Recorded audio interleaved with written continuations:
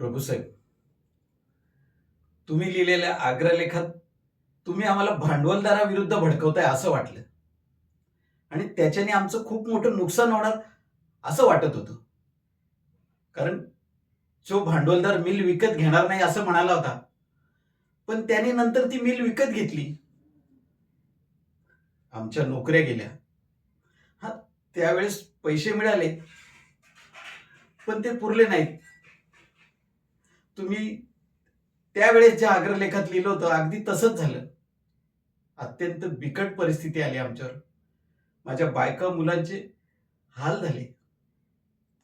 खरंच प्रभूसाहेब, आम्ही तुम्हाला समजून नाही घेतलं. तुमच्यावर हात उघडला, पोलीस केस केली, आंदोलनं केली, तुम्हाला मारायला आलो. खरंच आम्ही असं करायला नको होतं. तुम्हाला समजून घ्यायला हवं होतं. चुकलं आमचं.